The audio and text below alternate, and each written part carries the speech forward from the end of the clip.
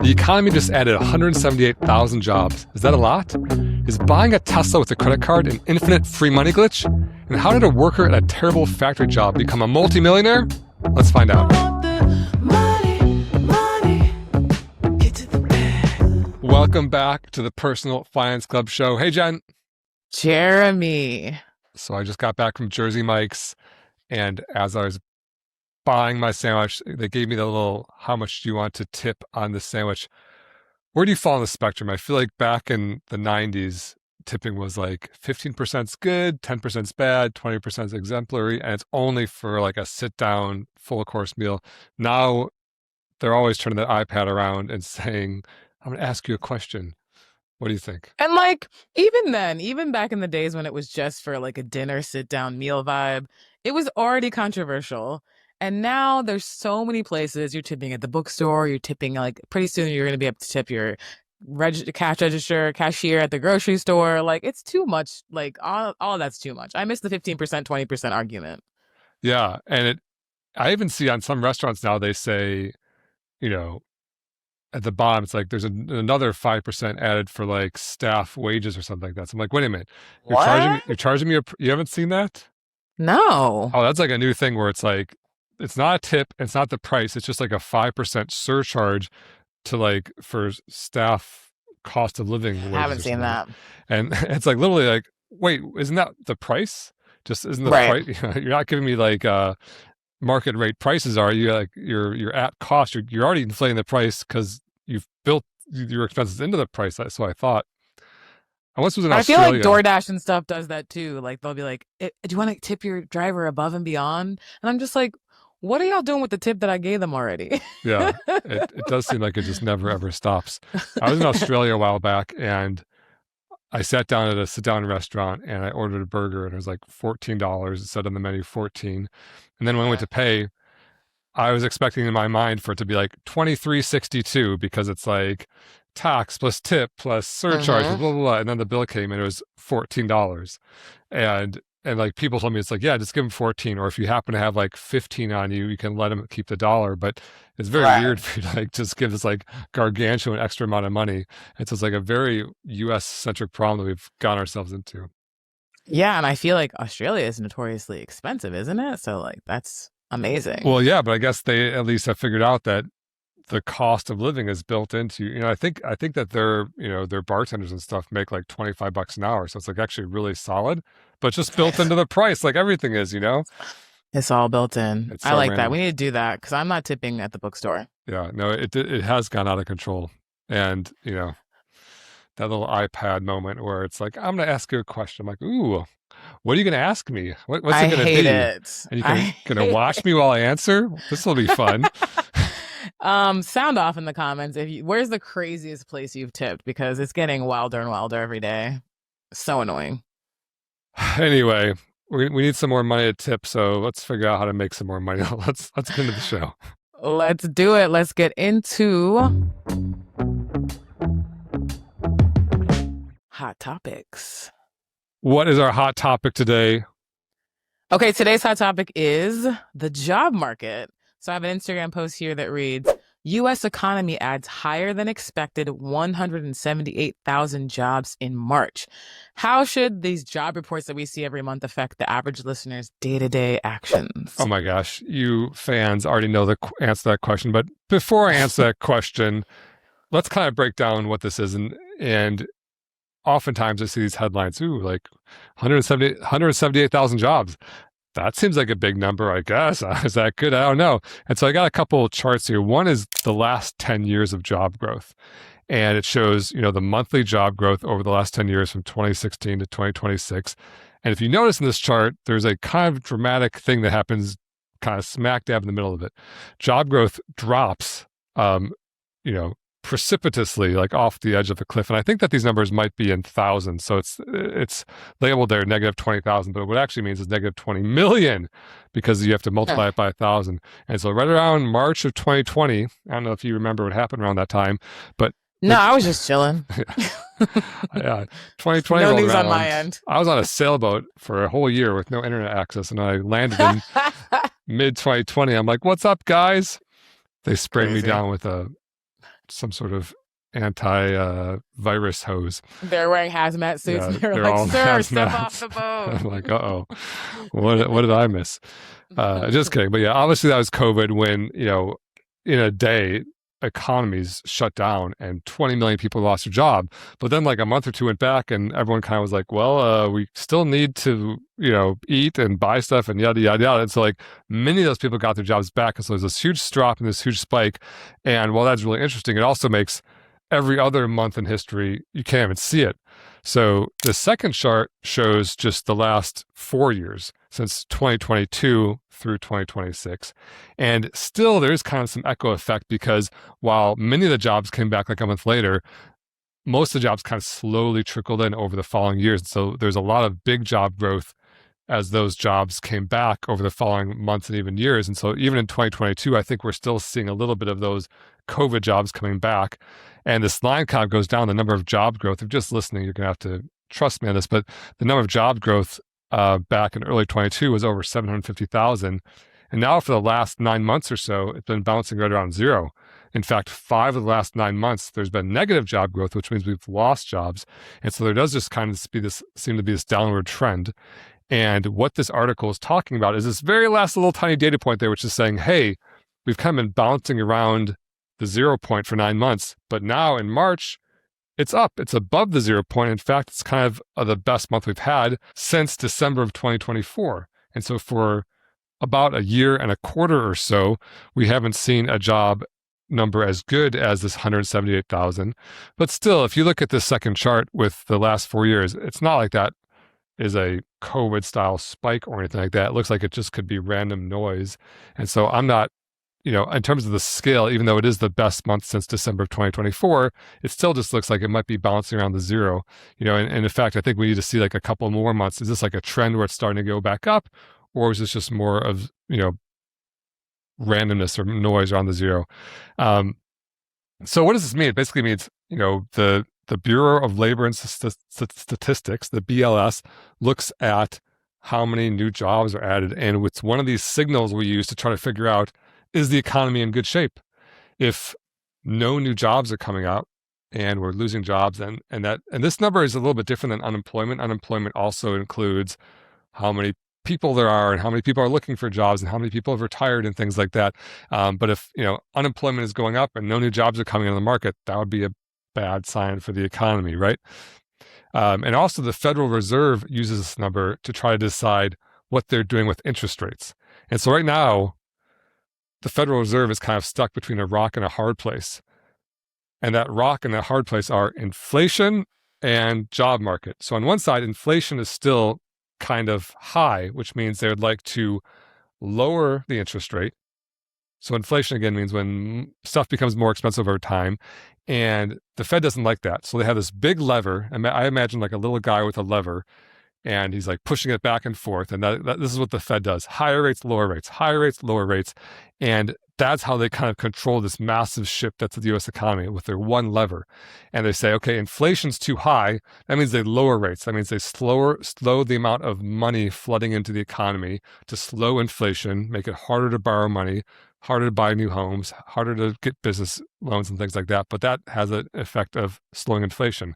But on the other hand, the job market is weak, meaning job growth has been bouncing around zero for the last 9 months, which means they want to push the lever the other way. Oh, make it easier to borrow money. So we want to stimulate job growth, which means that, hey, if a company can borrow a lot of money, maybe they'll use some of that money to hire people, and that will create new jobs. And so you can see they have this one lever, lower rates, higher rates, and they say, oh, job growth is slow, we want to lower rates. They say, oh, inflation's high, they want to raise rates. And then everyone kind of points to the Fed and says, hey, fix all this with your one lever. And obviously that's not very easy to do. So that's kind of at a high level what it is. And also, interestingly, in this headline, it said higher than expected. And so I guess, Jen, I have a question for you. Have you noticed more hiring than you expected in your area? Or have you seen a lot, is there jobs being posted everywhere and help wanted signs with people on sandwich boards out front in LA? Sandwich boards. I mean, I'm currently employed, so I haven't been paying attention. except for when I read Instagram posts that catastrophize the job market. Yeah. I mean, that's definitely a typical individual's perspective, which is, job growth is slightly above or slightly below zero. How would you even know if you weren't currently searching for a job? And even so, would you even notice that with only the Bureau of Labor and Statistics with their like massive study they do or their survey can even figure this out.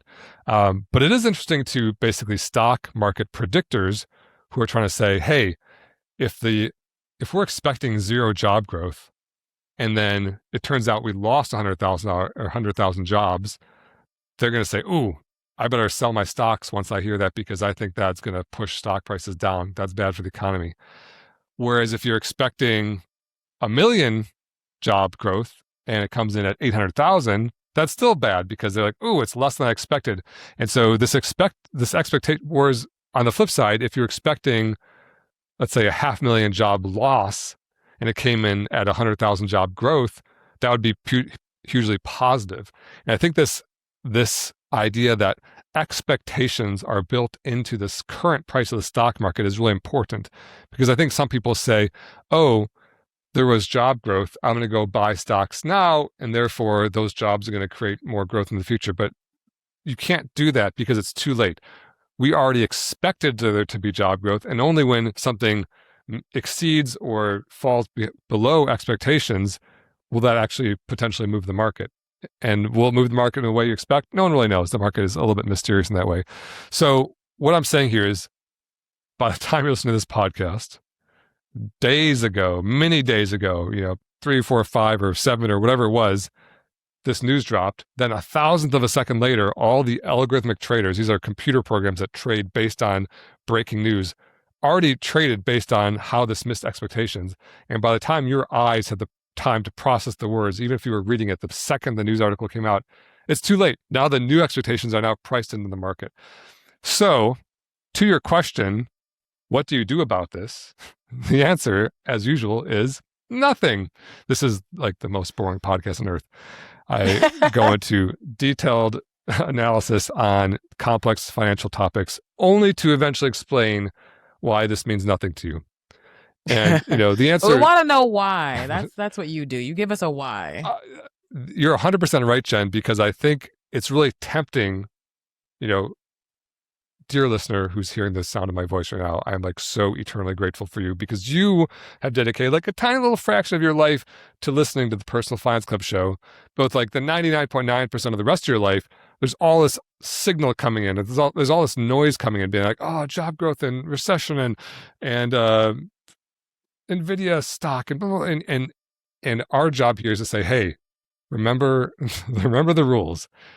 The rule is not try a day trade based on job growth numbers. That's not going to make you rich. What's going to make you rich is to keep doing what you do, which is earn more money, spend less, invest early and often, buy and hold index funds, stay the course, and you just ride through all this noise. And so there's negative job growth, there's positive job growth, best month since December. Who cares? You don't worry about that. You worry about you, which is you're trying to acquire more and more and more and more shares so that when the eventual good news does unexpectedly come out, you can benefit from it and you'll collect the dividends and growth from all the profits and innovation along the way. And so while it's interesting to know what this means, why they're talking about it, for you, do nothing. Keep investing like a sociopathic robot. Buy and hold. That's what I bring to the table. I kind of think my personal mentality is kind of like a sociopathic robot. And I just share I that. like it because I feel like it's kind of like when you start investigating your health and you realize that everything's connected and you're like, okay, like it's like if you stretch, then you run faster. And if you eat this, then you like sleep better. And it's like, whoa, like it's kind of interesting. And it's kind of, you can kind of gamify your health. And I feel like when you hear, like sometimes I pick the hot topics, I'm like, does this have anything to do with what we talk about? And it is kind of all connected. The same way that a war is connected to stocks, is connected to Totally. job market, is connected to politics. It's like, you're you're tying all the pieces together, which is what I think most people appreciate. I 100% think that's true. But I think what makes investing so interesting is that with fitness, for example, you're 100% right. You're like, oh, if I do more, better sleep, more stretching, more fitness, more physical therapy, whatever it is, Yeah. I get better results. 100% that's true. With investing, that's not true because it's Right. such a fluid market or Yeah. such an efficient market. If you do more research, more trading, more stock picking, the more you do, actually, the less you end up with. And so Right. Right. it's important to understand how it's all interconnected.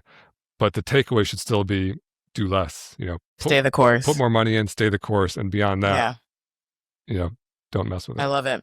Crushed it as per usual. Thank you for the Let's, hot topic. yeah, you're What's welcome. next? Let's get into money, money. Can I ask a dumb one? I love this question. Who's it from? It's a good question.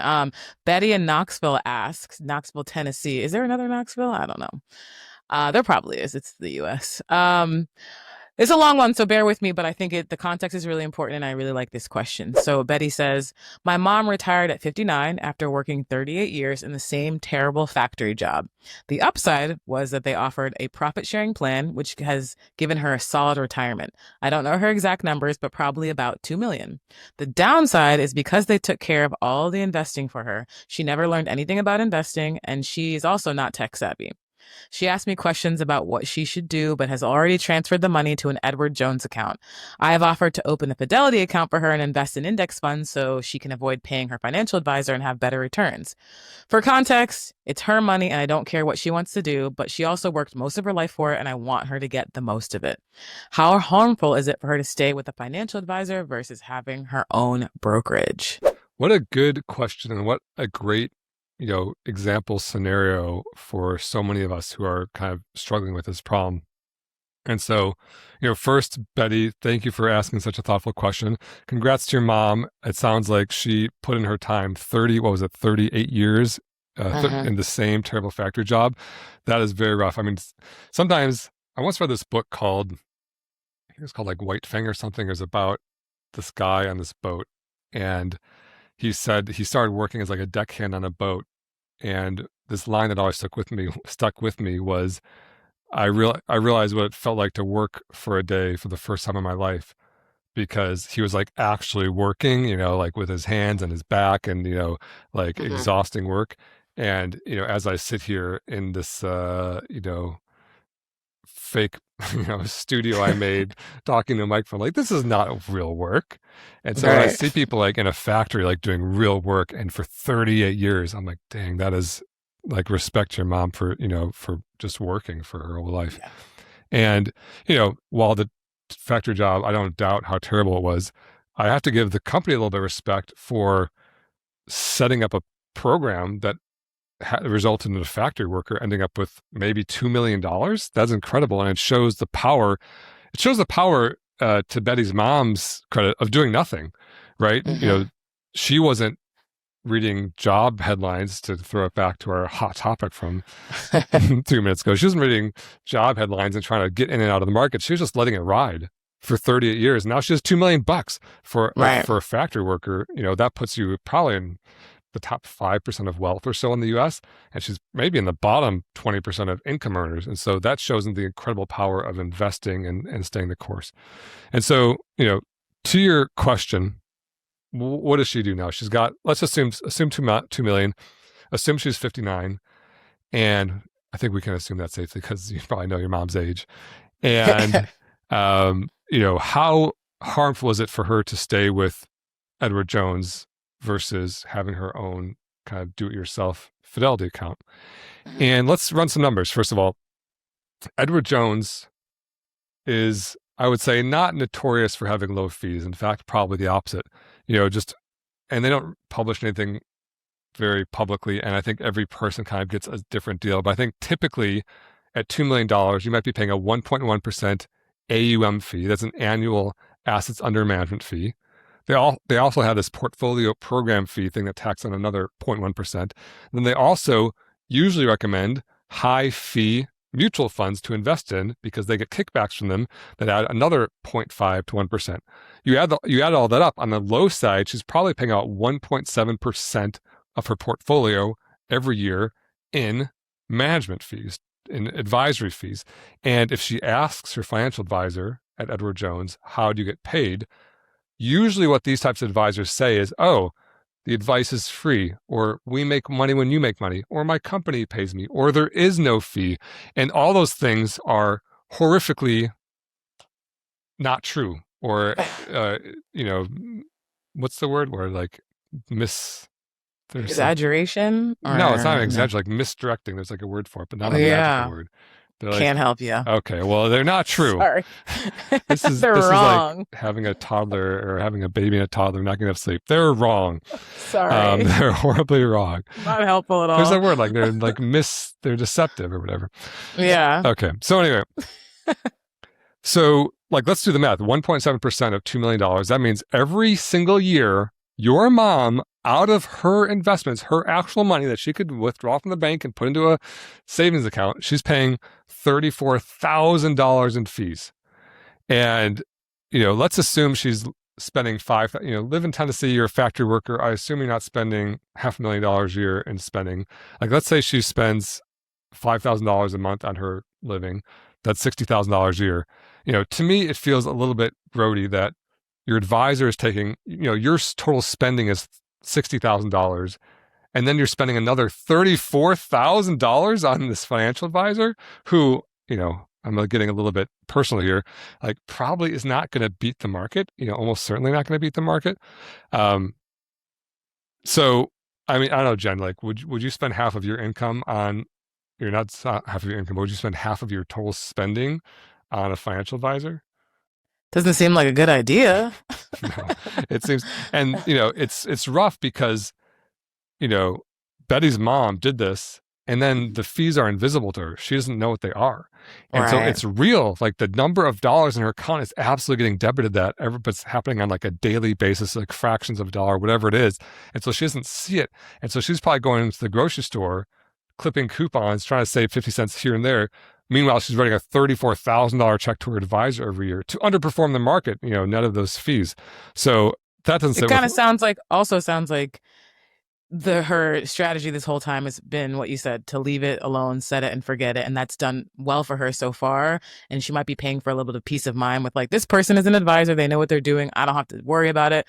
But if you were actually to do the math and realize how much you were losing, you'd probably think twice, knowing how easy it is to invest on your own without an advisor. You make a great point, though, and the world is nothing if not shades of gray. And so Edward Jones has some things going for it, for sure, which is one, they're not criminals. Like, that's like a massive financial advice company or investment management company. They have, pretty much branches in every city. So you can go to your local strip mall and go into an Edward Jones office. It's 100% better than losing money to a Ponzi scheme or a Right. romance scam. 59 is still young, but 69, 79, eventually, aging adults are at risk of getting scammed. And Right. if you are just fully self-managing in your own account, and then some hot dude on his, I saw some Instagram video where some woman thought she was dating Matt Rife. Do you know who Matt Rife is? Yeah, why would she want to do that? Well, I mean, she was like this like woman probably pushing 70. Matt Rife is Oh, this okay. like comic. He's a very good looking dude. I think he's probably around 30 or something, maybe even younger. Mhm. And to my eye, I instantly clocked it's like a fake Matt Rife profile. It's like Yeah. Matt Rife with two eyes, 234 is like Messenger. And like he's already taken her to the tune of like $30,000 or something like that because he's like, oh babe, like I'm gonna go book my hotel for the blank. Like, can you just forward me the money? Ugh, Right. And so, heartbreaking. if there's an Edward Jones advisor between scammer and this woman, like that could have been potentially avoided because you're going to have a person Right. be like, hey, of course you can do whatever you want with your money, but can I, dig in a little bit more and ask you where this is going? Mhm. Can I ask a question Yeah. about Edward Jones? Is it somebody who's just managing her investments, or are they? I mean, I guess you wouldn't know like Betty's mom's whole situation, or is it somebody who looks at your total finances and is like up in there in your accounts? Like, how does that work? Do you give them access to all those Oh, things? Jen, my sweet What? summer child. I mean, it's just so funny because it's like such a simple question, and like the reality of the financial advice world is so messed up because the reality is most of these financial advisors make money from charging a percent of the assets doing investment or asset management. And asset management is basically putting it in an index fund and leaving it there, or in Edward Jones' case, putting in like 30 different mutual funds to create the illusion of complexity and then leaving it there. And, then they take a percent every year. But then you asked like a really good question, which is like, well, what about her debt and borrowing money for a car and planning for her kids' college and 529 and charitable giving and tax preparation and yada, yada, yada, yada. And the reality is most financial advisors will, claim they do all that stuff, but really they don't get paid for it. And so the value which they bring to all that planning stuff, which is separate from the investment management, varies. Some are excellent at it and they take it very seriously, and some don't. And again, like, I'm not trying to like drag Edward Jones through the mud here. It depends on the advisor and all that. But I assume Edward Jones's answer would be like, yeah, of course we do that. Of course we do that.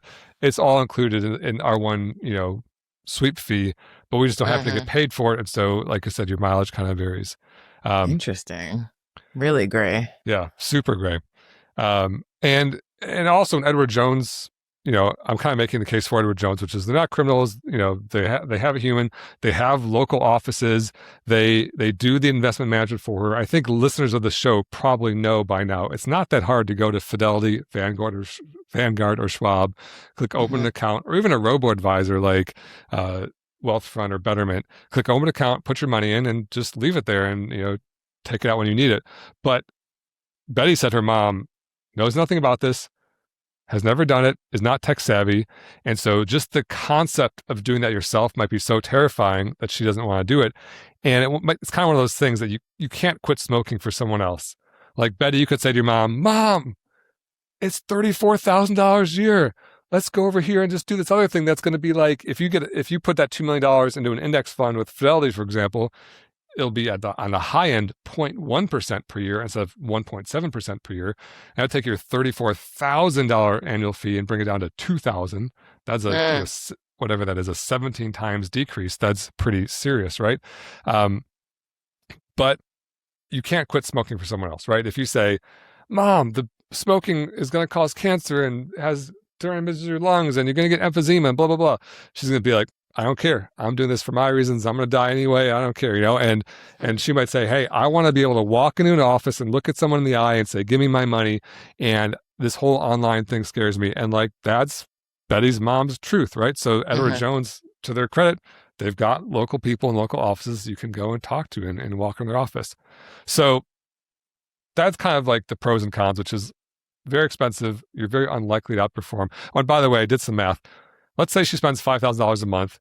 And let's say instead of getting a 10% return, if she's all in stocks, she's going to get an 8% return minus around 3% inflation. So I modeled this with a 5% real return. That means after inflation return.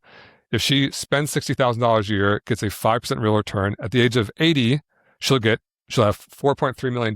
So she actually will be in great shape. She'll likely have more than she has now. If she's paying that 1.7% fee, instead of 4.3 million, she'll end up with 2.8 million. And so that's it's $1.5 million. It's not all in fees. Some of it's opportunity cost because that money is not invested. That's being paid in fees. Right. But she'll end up with $1.5 million less money at age 80. That said, they're both well above zero, and she's been spending along the way. And, that's more of a Betty problem than Betty's mom problem if she's planning to leave money to her kids. But, so like I said, shades of gray. Like, obviously, I'd rather have $1.5 million, but if she just feels more comfortable with this, and by the way, 2.8 million with that fee is much better than zero if it's like the romance scam Ponzi scheme option, right? Right. And so it's not totally fair to look at that in a vacuum and say, hey, if you reduce fees every single penny you can, you're gonna be guaranteed to get that money. You're not, because you can make mistakes yourself. Or maybe if Betty's mom is doing it herself, the next time Trump tweets something and she gets freaked out, she goes and sells everything and then misses a day like today in the market. Actually, I'm looking at my phone right now. The market's up 2.5% today alone. If someone sold yesterday because they're afraid of, the upcoming Iran war situation, they would have missed one of the best days in years. And even at Edward Jones, I think they would talk you out of that sort of panic selling, which a lot of people do when they have the hand on the trigger themselves. Right. Okay. So that's kind of the whole thing. Here's some options. First of all, I would be remiss if I didn't mention the RIA, which is a registered investment advisor, of which I'm a co-founder, called Nectarine, and we do flat fee financial advice. And so unlike the AUM model, where they charge you a percent of your assets every year, Nectarine post the price directly on the website. You can see what it costs per hour or per plan. So if you want to have a financial plan, or there's also an ongoing option if you want someone to call on the phone or email whenever you want, you can have an ongoing option. It's all listed in US dollars, not a percent of assets or anything like that. There's no hidden fees. That said, like, to be perfectly frank, I don't think Nectarine is probably the best option for Betty's mom for a couple of reasons. One, Betty's mom doesn't want to do it herself. She doesn't want the ability to go and make a trade herself, it sounds like. And two, it sounds like she really wants to be able to walk into the local strip mall and talk to a human. Nectarine is all online. It's one of the ways that we have dramatically cheaper prices than Edward Jones. We're not paying for strip mall office space around the country, right? And so for Betty's mom, realistically, I don't think that's really the best option, or at least it's not the only option. I think, Betty and her mom together could go definitely book an hour or a plan and sit down and see how it compares with Edward Jones and make a plan. And you could also potentially do that with some of her money. So for example, Betty, if your mom has $2 million or so, you could say, hey mom, give me X dollars, 1,000, 10,000, 50,000, whatever it is. We're going to open up an account together in your name. I'm going to help you, and you're going to just watch it. And you're going to say, okay, how is my own Fidelity account doing versus how is Edward Jones doing? And that could be a way to basically dip your toe in without, losing the whole benefit of having a, human brick and mortar financial advisor, but really see the difference. So that's option one, is like, just do it yourself. Use Nectarine if you want a flat fee financial advisor. Go open up a Fidelity or Vanguard or Schwab account and maybe start small. Option number two is to stick with Edward Jones. It's really not the end of the world. And, as passionate as we are at the Personal Finance Club show about reducing fees and the dramatic compound impact it has, at 59, the impact is honestly a lot less than it would be at 19 or something. If a 19-year-old is going to say, hey, I'm Edward Jones is my horse, I'm going to do it my whole career, I want to go grab them by the lapels and shake them and say, don't your millions and millions of dollars and years of your life. Betty already is retired and doesn't have a 50-year working time frame out of her. It doesn't make as big of a difference when you're later in life. That's option two. And then option three would be to go seek out a different investment asset manager that's a fee-only fiduciary. What that means is fee-only doesn't mean flat fee. It means they still charge an AUM fee. They still charge a percent of your assets, but that's all they charge. There's no other suite for this. There's no other, there's no other commissions or anything like that. And Edward Jones is not that. They also earn commissions. And so if you find a true fee-only fiduciary who only charges that percent, suddenly the incentive to go into these high-fee funds goes away, and they're almost certainly going to recommend index funds. And so if you find someone that has a long track record and you trust and is local, you can probably cut those fees in half or so. With $2 million, that's a significant chunk of change. Many advisors would be happy to give you a rate under 1%, probably 0.9, 0.8, 0.75, something like that. And that's about half of the cumulative fees she's likely paying at Edward Jones. Just guessing, I don't know. But that's another option. So, to Betty, I totally respect your question and really, honor that you are taking it to heart. And you said, how harmful is it for her to stay with a financial advisor? It's kind of a shrug. Yeah, it's going to cost her a lot over time, but in terms of her life, it's not going to necessarily cost her much. She's already retired. She's probably going to spend the way she wants to spend. If it brings her comfort, maybe that's a good option for her. Maybe you could look for a different flat or a different fee-only advisor, or maybe you could DIY it yourself with a Fidelity account with just a small amount of money and see if she takes to it. But like I said, you can't quit smoking for someone else. Coming through with the tea. Real solutions here at the Personal Finance Club show. I know. I'd love to see it. Pains me not to recommend my own service. What are we even doing here, Jen? Isn't this my opportunity just to shill my my own advisory firm? You're keeping it real. It's not even a firm. I don't even like talking about it like that because did you just say firm? Firm. Is that what you called it? Like mattress firm. Yeah, I got you. I just have never heard you call it that before. Yeah, I don't, because I don't really think of it that way. It's not like we're trying to increase our bank of business. We're we're creating a marketplace where you can go and see the different advisors and book whichever one you want, see their reviews and all that. So yeah. You're keeping it honest. We appreciate it. Betty's mom, good luck. I hope that you heard what you needed today. Let's move on to Scroll Patrol. Scroll Patrol. Whoop, whoop. You already know I'm on the internet. I am finding videos for Jeremy and I to watch together. He's not seen this. I'm on YouTube. I'm in the YouTube streets. So, Jeremy, go ahead and click on that video. Let's watch it together and see what you think. All right. I have not seen this video. Can you actually buy a Tesla with a credit card and get paid to do it? Well, in 2018, this guy did, and he got paid about $5,000. The thing is, most credit cards earn you rewards when you use them, and this guy knew exactly how to exploit it. He was able to use the Chase Inc. Business Preferred, which is a card that gave him 3 points per dollar on advertising expenses. But Tesla doesn't allow you to put the entire car on a credit card. So he used a payment service called Plastic to charge the card and send the money to Tesla. And here's the genius part. Because the transaction went through Plastic instead of Tesla, it was coded as an advertising expense, meaning he was able to get 3 points per dollar for the entire purchase. So even after Plastic's fee, he still earned around 180,000 points, worth up to $5,000 in free travel. But Plastic quickly caught down, they closed the loophole, and unfortunately it no longer works. Yeah, until that last line, I was like, okay, this sounds like impossible because, I've never heard of Plastic, but clearly Plastic's paying the fee and they can't just lose money on that transaction. But yeah, everything he said there is exactly right, which is a lot of people, when they go to a car dealership, they want to say, ooh, can I just buy this with my credit card?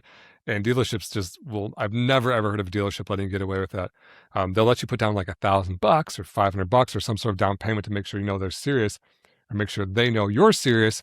But then after that, they want a check, a wire, an ACH, cold hard cash. Yeah, a bag of non-sequential unmarked 20s and 50s if you're buying it for your cartel or something.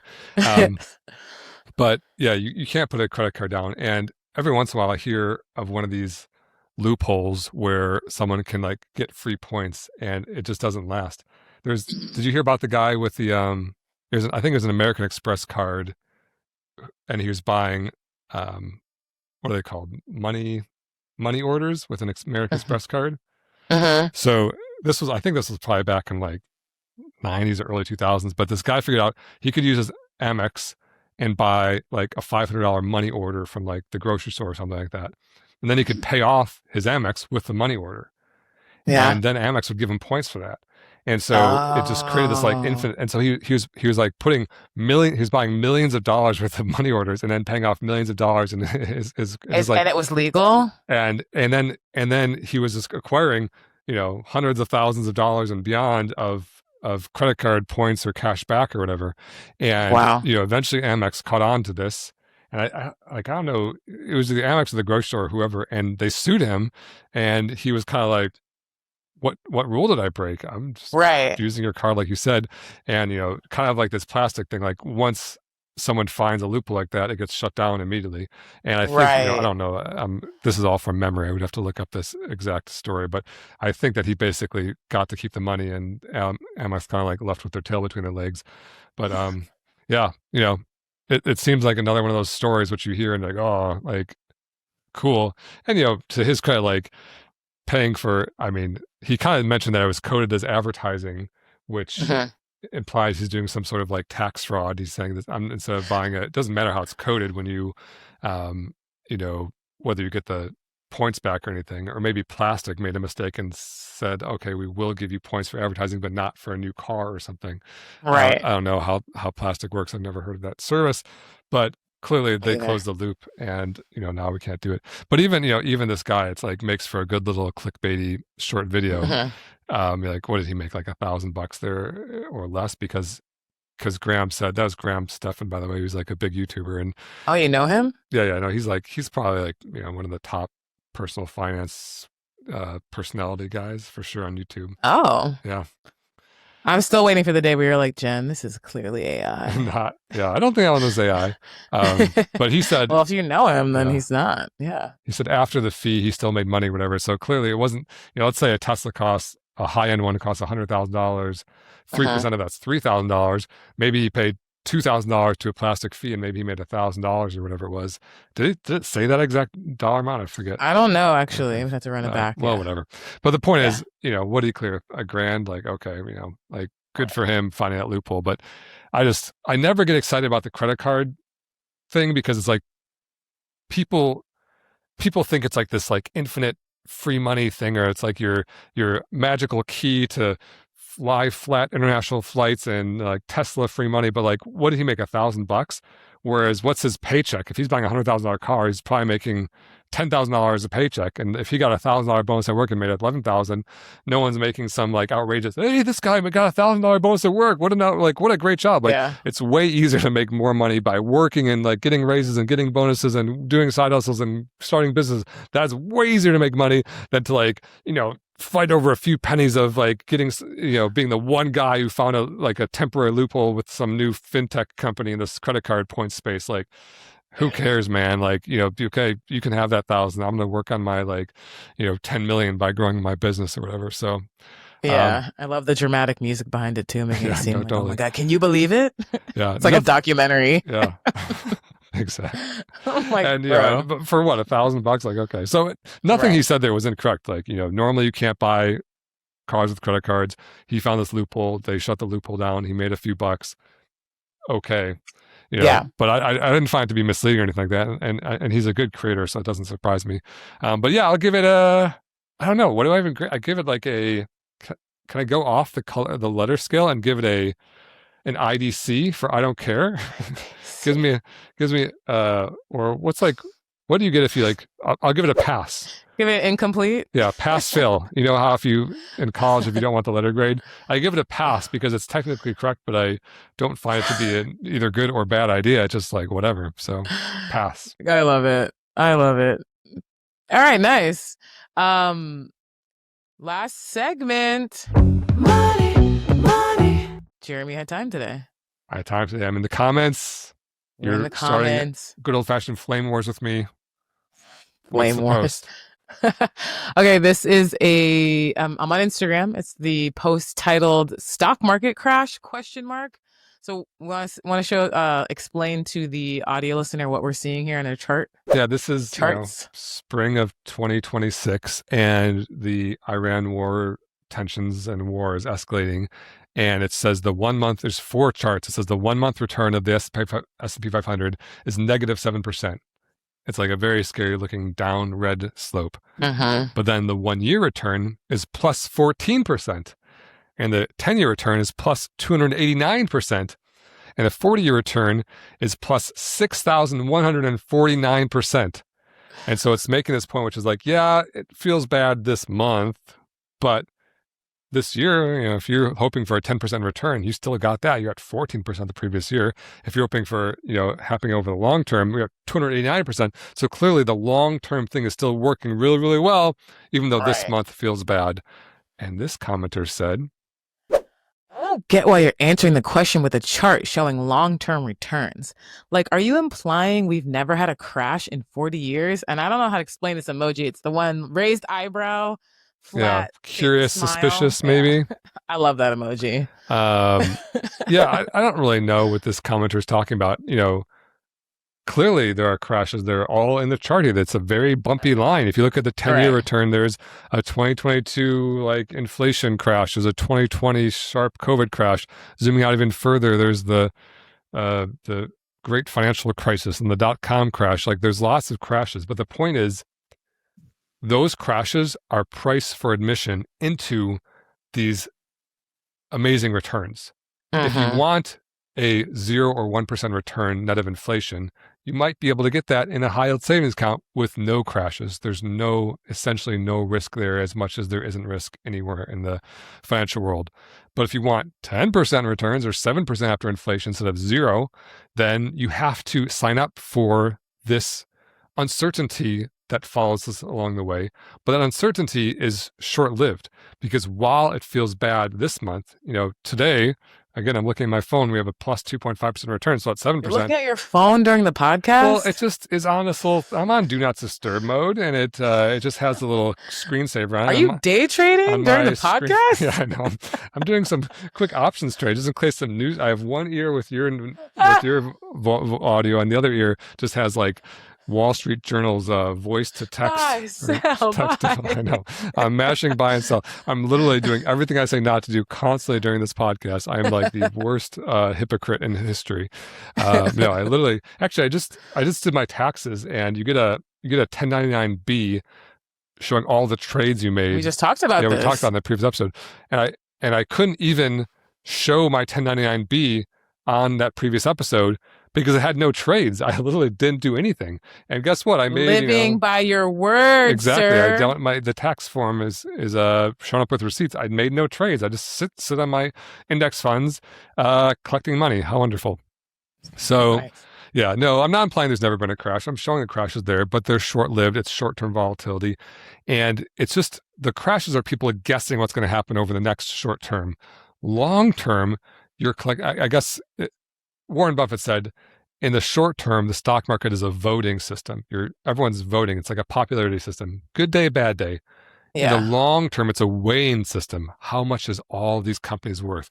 Companies now are worth a lot more than they were worth 40 years ago because Amazon came around, Nvidia came around, Tesla came around, General Motors, Google, Facebook, and then the new wave of bigger companies that are going to get, the bigger companies are going to get even bigger. Just like, if you look at IBM, the biggest company in 1980 to today, it's gone massively bigger. And it's a nothing. It's like a nothing burger today. It's still a massive, massive company, but you don't even hear about compared to the really big tech giants, right? Right. And then the really big tech giants of today are maybe going to be nothing burgers compared to the really, really big tech giants or the really, really big energy giants or the transportation giants or the space giants or whatever the future holds. And so in the short term, we're trying to guess, is it going to be good or bad? This tariff, this war, blah, blah, blah. Not to mitigate war or tariffs, of course, like war is horrific. And I don't mean to make light of it, but sadly, the world we live in, there's been wars dotted consistently throughout our history. Right. Hopefully will be a lot less of in the future, but maybe there will be. But still, when you weigh the stock market over decades, it gets heavier and bigger and bigger and bigger. And collecting all those profits over time makes you wealthier. And so, yeah, the message isn't there will never be a crash. The message is do what Jeremy does. Just don't sell anything and ride them out. I learn here, and it's just sometimes I'm listening and I'm thinking all this speculation is really messing with the natural order of things. I feels like 99% of the stock market is people just messing with it and thinking too much. And the things that they're doing is making the stock market do the things that they think it's going to do or not going to do. And it's just if we just let companies grow and let innovation happen, everybody could just make money. But maybe I'm being too idealistic. Yeah, I mean, you're right, but I'll give you the case for all that volatility, which is price discovery. What price discovery means is all these active traders who are doing options and shorting and buying and selling and picking stocks, they are trying to get at the true value of the price. J.L. Collins made another good analogy. He said, the price of a stock or the price of the stock market, it's kind of like a beer. Some of it's actual beer and some of it's foam. And you're looking at it from the top down. And so you never really know how much is foam and how much is beer. And you're buying it for the beer. And, Jen, your position in that analogy would be like, why can't we just all have the beer? That would be great, but we don't know how much beer is really there. And so the rising and falling of the foam is trying to get to that true value of the beer. And frankly, index fund investors benefit from it because we can go buy an index fund and blindly just say, yes, give me all the stocks. I don't care which ones. And because all those active traders are killing themselves trying to get an edge on each other, even though net, they're all making zero relative to the market. There's zero alpha available in the market relative to everyone else. So if one trader wins, one trader loses, and the index fund investor says, I don't care, you guys are all cumulatively making zero, I'll just take the return of the market. But thanks for doing all that price discovery. Thanks for making sure the best companies and the biggest companies I'm getting the most of, and second biggest and second best, second most of. And so, I agree that it's kind of like, all these traders and everything is like eye rolling, but that's kind of, again, price for admission into getting into an efficient market where you're getting a fair shake at all the companies. Right. Okay.